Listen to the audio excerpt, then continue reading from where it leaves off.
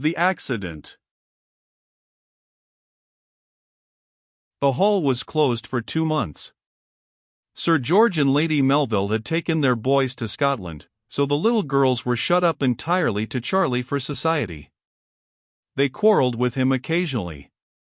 Once he went off and stayed away from them for a whole week. But he found he missed them quite as much as they missed him, and on the whole they were very good friends. One afternoon they were all playing in the orchard when they saw the pirate ride up to the cottage, tie up his horse and go inside.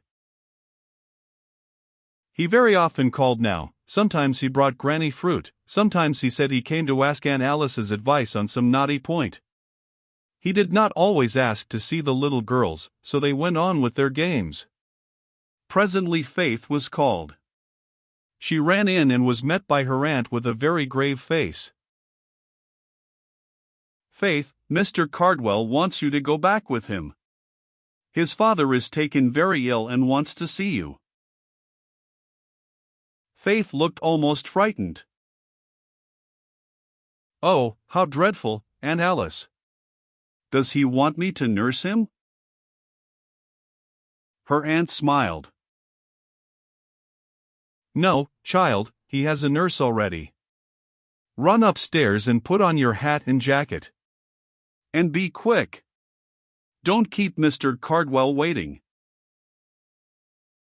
The young man was standing on the doorstep. He looked at Aunt Alice pleadingly. "Won't you come?" She shook her head. "He does not know me, and if he is conscious, he would not like to see strangers. Take care of Faith and remember she's a highly strung child, and if she can't do him any good, don't let her stay in his room. Don't give up hope. He may pull round. I am so sorry for you." They shook hands, and Faith, running downstairs, was lifted up in front of Mr. Cardwell's horse, and he rode away with her. "Just like a pirate or a bandit," said Hope, looking over the hedge. They thought she had been taken off to have tea with the old man, but they were soon told the truth. Faith was taken upstairs when she got to the towers, and the big bedroom into which she was shown quite awed her. A nurse in uniform came forward at once. She looked surprised when she saw Faith. "Is it this tiny child he wishes to see?" she said, looking at the young man doubtfully. He nodded. "I think it is. We'll see." And then Faith was led up to the big bed, and was lifted up to sit on the edge of it. Old Mr. Cardwell looked to her, as if he were asleep. Only his lips moved, and he muttered below his breath. "Speak to him, Faith. Don't be afraid. He's so fond of you," whispered the pirate. So Faith put her soft little hand on that of the invalid's. "It's Little Miss Moth, please. I've come to see you." The old man opened his eyes drowsily. Quite a smile hovered about his lips. "Little Miss Moth, come to say goodbye," he murmured, "so glad." The nurse moved away, and so did the young man. Then she took up his hand and kissed it. "Don't go just yet, unless God wants you very much." He shook his head quickly. Say something to go with me." Faith looked puzzled. Then her face brightened. "You mean you want somebody to go up to heaven with you?" He looked at her steadily and earnestly, tried to speak and could not. "The Comforter will go with you, I'm sure," said Faith, cheerfully. "Timothy says he never leaves people till he puts them into God's arms. He'll show you the way. Oh, I wish I could come too." Her eyes were shining as she spoke. "Is that what you mean? Is it the comforter you want? But old Mr. Cardwell lay still, and there was a smile on his lips. The troubled look had left his face, his head fell back on the pillows. The nurse came quickly up, and she and Faith caught one murmured word from the old man's lips. It was Jesus. Then Faith was taken out of the room rather quickly. She waited downstairs perplexed and troubled, wondering if her old friend were really going to die, wondering what he had wanted her to say, and wishing she could go back to the bedroom again. Presently the pirate came down to her. There was a strange look on his face. Faith thought there were almost tears in his eyes. Do you remember my telling you what a good thing it would be if my father could believe in the Comforter whom you talked to me about one day when we were on the bridge together? That was before I knew you very well, said Faith, putting her mind back to the occasion mentioned. You said I could come and see him and talk to him. And then I did. Yes, you did, and I really believe, little Faith, that my father was made a happy old man at last. He has been so different lately, and he was calling for you this afternoon. Is he really going to heaven? Faith asked. I hope he is there already, was the grave reply. And then Faith understood that her old friend was dead. She was driven home by the groom, and she cried a little, and when she reached Granny went straight into her arms and finished her cry with her head against her shoulders. I didn't want him to die. He is one of my friends, she sobbed. And I can't bear to think I shall never see him again. One day you will, said Granny, and none of us must wish him here again. He suffered very much, and never could bear being ill. Now he has got beyond pain and will be comforted. But, said Faith quickly, he could have been comforted here. Everybody can, can't they, if they know about the Comforter? Yes, yes, murmured Granny. She soothed Faith and talked softly to her about the happy entry into the golden city of everyone who trusted in Jesus. Mr. Cardwell spoke to Jesus. He said his name, said Faith. I thought he wanted the Comforter. When we come to die, said Granny gravely, it is our Savior we want, for it was through his death that we can go into heaven. It is for his sake that we are forgiven and taken there. Faith nodded. But the Comforter carries people up to heaven. Timothy says he does. And Granny said no more. Faith missed her old friend very much in the days that followed. Charity and Hope often went over to the farm to see Miss Huntingdon, but one day she was invited to go with them, and after that she did not feel so lonely. She still went up to Timothy's cottage and had long talks with him. Aunt Alice said to Granny that Faith was too old for her age. It isn't natural for a child to be talking to an old man continually. I don't know about that, said Granny smiling. We old folk often understand children better than you younger ones. And Faith is a child at heart. She is just as keen in her games as the others, and I'm thankful to see her white cheeks becoming rosy. She is much stronger than she was. It is quite natural for a child to be religious, Alice. Is it? I suppose so. But even I should find Timothy very dull. Aunt Alice had been up to Timothy's cottage once, and she had not enjoyed herself as much as Faith did. But that may have been because Timothy was very silent with her. He always brightened up when he talked to children. The summer holidays came to an end, Miss Vale returned to her pupils, and lessons began again. Miss Huntingdon left the farm and went back to London. Both Charity and Hope were very sorry when she went, and missed going over to the farm to see her. One day the pirate came to wish the children goodbye. He said he was going to shut up the towers for a time, and go over to France. It was Aunt Alice who received this confidence.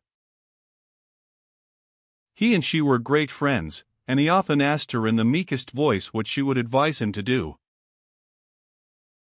Charity asked him if he were going to fight. "No such luck," he said.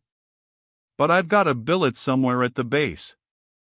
A friend of mine is out there, and he has pulled the necessary strings for me. I have nobody now who wants me in England." "Oh, but we want you," the children cried. "Do come back soon. Come back for Christmas." "If the war is over, I will," he said cheerfully. Then he took Faith aside.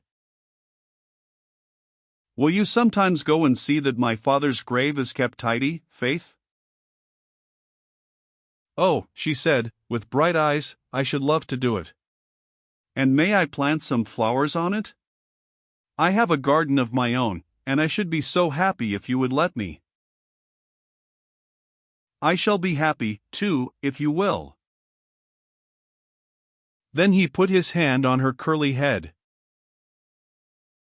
"God bless you, little Faith. I never can forget how you eased his last days." Then with a change of tone he added, "And take care of your Aunt Alice, don't wear her out between you. If I come back and find her getting wrinkled, I shall carry her off away from you all." Faith laughed gaily. "You really are a pirate," she said, "for you love carrying people away." "I mean it," he said, with a nod of his head. It seemed quite dull when he went, for since his father's death he had come over very often to the cottage. Charlie was very sorry to lose him. "I was getting to know him," he said. "He came over and brought me a fishing rod. He said crocks like me and him could be good fishermen if we were nothing else. And I mean to learn to be the best fisherman in the county." Charlie always had a great idea of his own powers. He was still the captain of his little company, and every spare afternoon would come to the tent in the orchard. One day he arrived with a new acquisition, a real telescope that he had found in an empty attic. It proved very useful in their games, and he soon found an opportunity to order Ben and bolt up a tree to make observations of the country round. "You must get up as high as you can, and if you see any of the enemy, however far off they may be, you must signal down to me without speaking where they are." Hope and Faith were only too willing to climb any tree.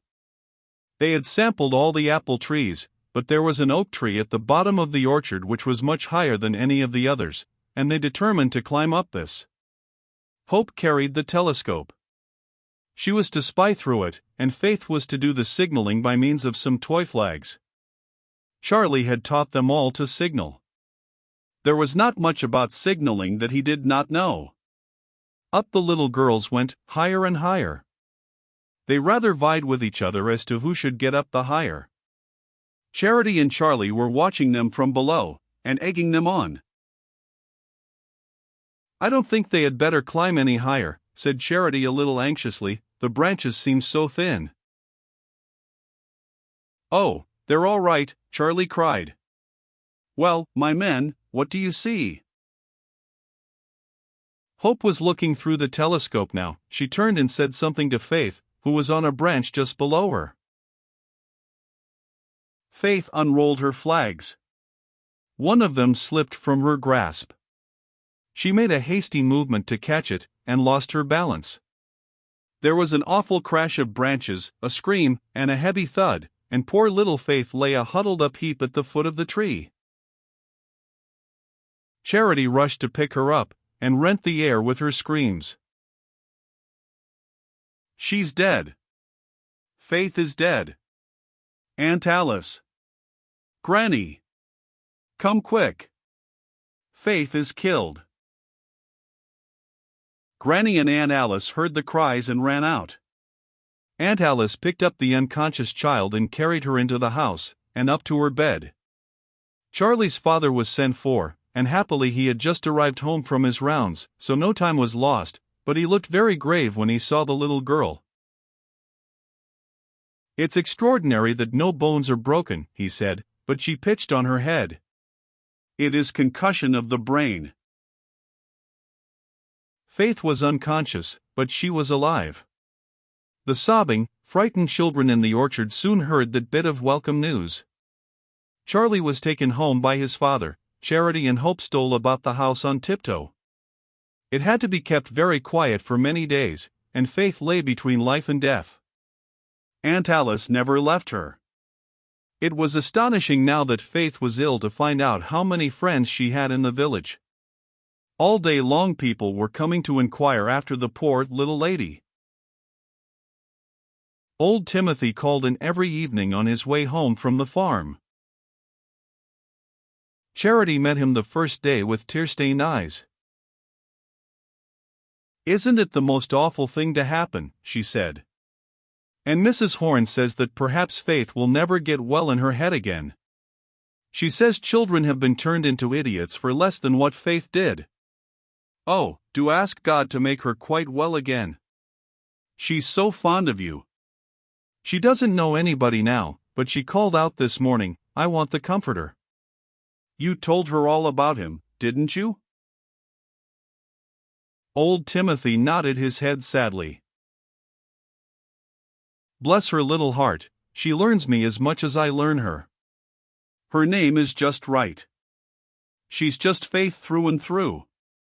I only wish mine were as big. But there.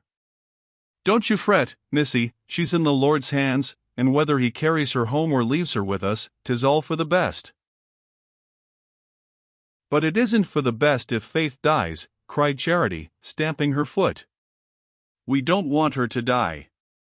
You don't care for her like we do, and Hope and I think it's all your fault. You made her so good that now she's got to die. All good children do."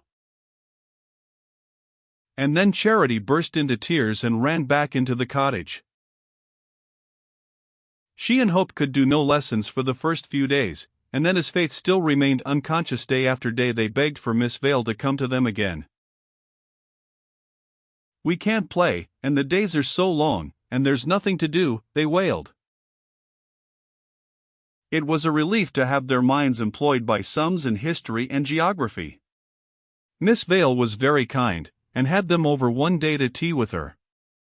At another time they would have enjoyed themselves tremendously, for Miss Vale and her mother lived in an old-fashioned house in the high street of the market town, and there was a lot to be seen from the window, and old Mrs. Vale was a bright, talkative old lady with such a lot of anecdotes which she delighted in telling them, that Charity and Hope were quite fascinated. But their thoughts never wandered very far from Faith on her sick bed.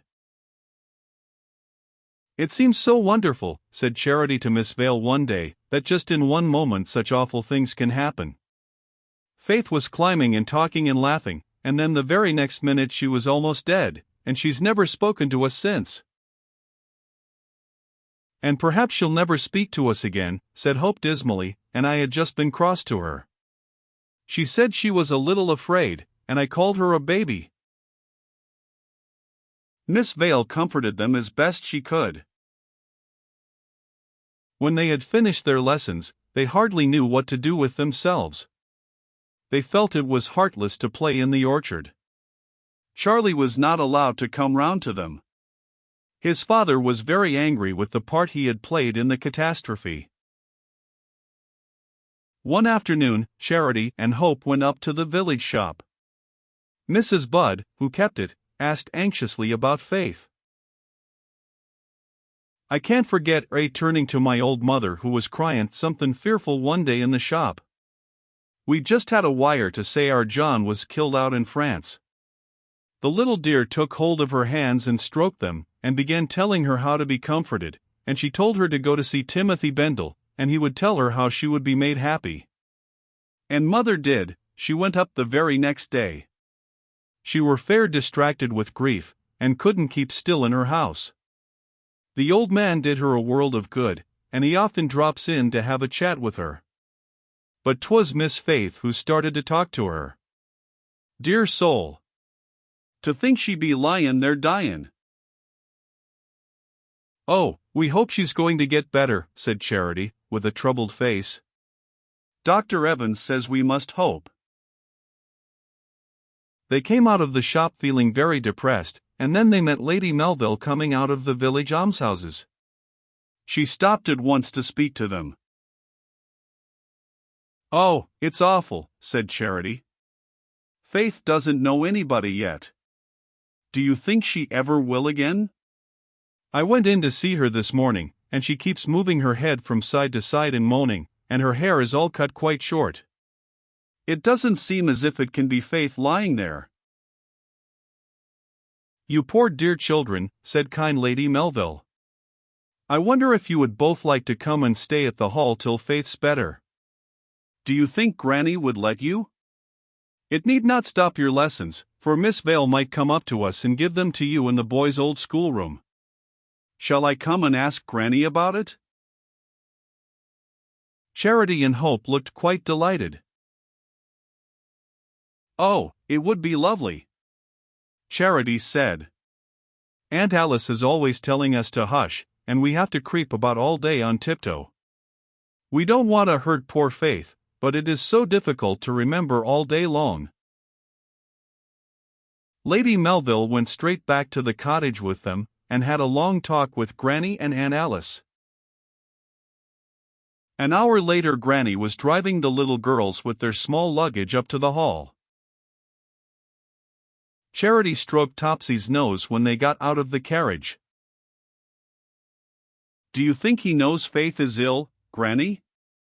He seems rather melancholy today. I expect he misses your games with him in the orchard, said Granny. We don't like the orchard now, said Hope, and I've quite made up my mind that I'll never climb again. Oh, Granny, is Faith going to get better? If Faith gets through this week, Dr. Evans says she will recover, Granny said gravely. She said goodbye to her little granddaughters and drove away. They went into the house with sober faces. But soon the novelty of their surroundings cheered them up. They had a large, cheerful bedroom with a soft, thick carpet and a cushioned couch and round table. Hope said it looked more like a sitting room than a bedroom, and accustomed to the very plainest and barest of bedroom furniture, the little girls felt that they were in the lap of luxury. And then they went into Lady Melville's morning room, where she and they had tea together. Their tongues went fast. Lady Melville was a good listener, and they always felt thoroughly at home with her. When Sir George came in, two very cheerful children greeted him, and for the time Faith's illness was pushed into the background.